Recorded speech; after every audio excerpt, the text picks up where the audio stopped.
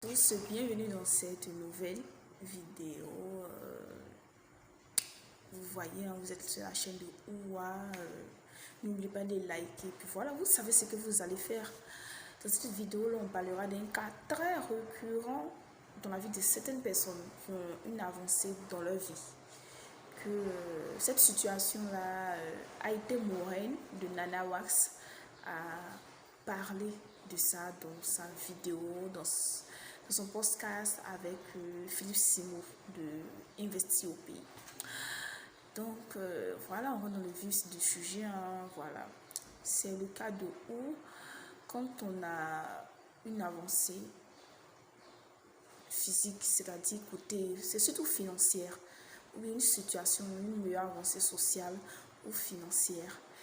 Et cette avancée-là gêne notre entourage. Quand je dis ici, ça gêne notre entourage, certaines personnes, je ne comprends pas, tu as une connaissance, c'est-à-dire toi, imagine que tu as la connaissance en personne, tu as un nouveau poste dans la société, c'est-à-dire niveau social, soit tu deviens chef d'entreprise ou tu augmentes de poste, de hiérarchie peut-être, et puis ça te donne les avantages sont visibles du genre un véhicule, des sorties de détente ou ta manière de t'habiller, ton niveau de vie, mais tu changes de quartier. Ces personnes-là deviennent bizarres. Quand je dis deviennent bizarres, ces personnes-là font des trucs bizarres. Quand je dis bizarre, vous allez comprendre. Ces personnes-là font des trucs bizarres. C'est-à-dire ici qu'elles vont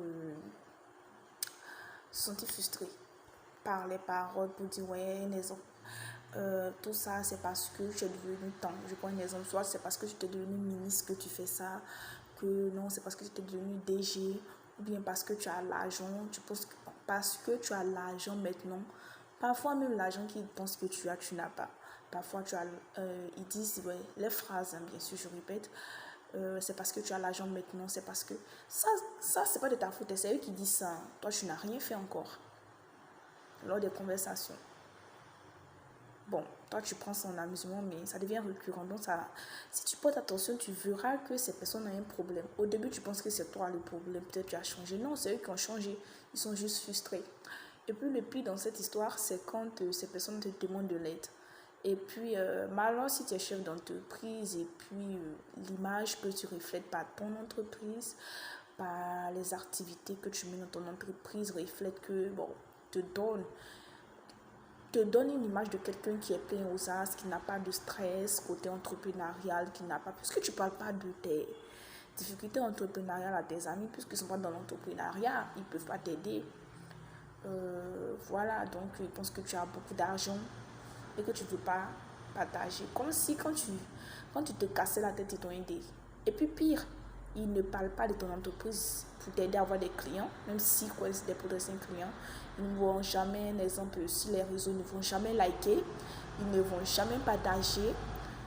Et même liker, on n'a pas dit forcément un exemple, ton ami construit des piscines, un entrepreneur en BTP, même si tu n'as pas des millions pour construire une maison, mais tu peux liker en fait ces posts, tu peux partager, tu peux essayer de parler aussi à quelqu'un, voilà, qui sait un de ces jours passer par lui pour construire une de ces maisons. Mais non, ils font pas ça. Mais non, ils sont pas là-dedans même au fait. Ils se voient pas en train de faire ça. Et puis quand il s'agit des mauvaises nouvelles sur ta personne, ils vont partager, ils vont relayer. C'est-à-dire, ils te font croire que oui, ça va aller, c'est une mauvaise passe, mais en inbox sur WhatsApp, sur les réseaux, ils partagent, te dénigrent. Et puis encore, une autre. En fait, c'est tout comme moi je les ai vécus. Je ne suis pas PDG, je ne suis pas DG. Comme vous pouvez le voir, j'ai une chaîne YouTube, voilà. Donc ça, c'est... Moi, j'ai déjà vécu, mais j'ai vite su que ça, ce sont des gens qui ont des problèmes dans la tête. Et puis surtout le fait, quand ils te demandent de l'aide, tu les aides une fois, tu les aides deux fois. Bon, toi, tu te dis que... En fait, c'est pour des petites sommes. Hein. Peut-être pour toi, c'est insignifiant, ou bien peut-être pour toi, c'est signifiant. C'est pas comme si c'est un crédit, ils t'ont demandé de l'aide. Parfois, même, ils te disent qu'ils vont te rembourser. Ils t'ont demandé de l'aide, ou bien crédit. Bon, de l'aide, quand tu donnes une fois, deux fois, ils vont venir encore demander pratiquement la même somme, ou trois fois. Bon, tu vois que, mais pourquoi c'est à toi seulement on vient demander tout ça? C'est seulement à toi, au fait. Tu parfois tu te sens utilisé parce que c'est toujours à toi, on vient demander des aides. Et en retour, bon, tu ne reçois que dalle parce que c'est bizarre, mais ces personnes qui demandent de l'aide et puis tu les aides, parfois, elles sont ces personnes-là qui te dénigrent, pardon, et qui font croire aux autres qu'elles te connaissent à 100%. Et puis pire, quand ça devient créatif, je ne vous dis pas, quand une connaissance te demande, et puis c'est partout dans le monde, et c'est pas seulement dans la communauté africaine, quand la personne te demande un crédit, elle a dit dans un mois arrive, elle va pas donner, hein. Non, faut pas te non, non, frère, faut pas te fatiguer, faut pas te casser la tête. La personne ne va rien te donner. Elle ne va rien faire, elle ne va rien te donner. Et puis, la plupart du temps, voilà, c'est parce que tout le monde n'est pas comme ça. Elle ne respecte pas la date. Elle te fait pas signe. Toi, tu appelles pour ton argent, puis on te parle sur un autre ton du genre, voyez, à cause, bon, je dis une somme bizarre, à cause de 1000 euros. Ouais, à cause de 1000 euros, tu m'appelles tardivement. À cause de 1000 euros, tu m'appelles à 9 heures. Ou bien je dis une somme un peu banale, là, 200 euros. À cause de 200 euros, tu m'appelles à telle heure. À cause de 200 euros, tu viens chez moi à domicile. Mes frères, ou bien gars, tu es venu chez moi, tu m'as demandé 200 euros. Tu étais dans la merde, en fait. Tu étais dans une situation un peu bizarre. Tu m'as dit, viens. J'ai besoin, frérot, poteau, bro, j'ai besoin d'une aide là, passe-moi un coup de main. Je te rembourse dans un mois, je te rembourse dans un mois.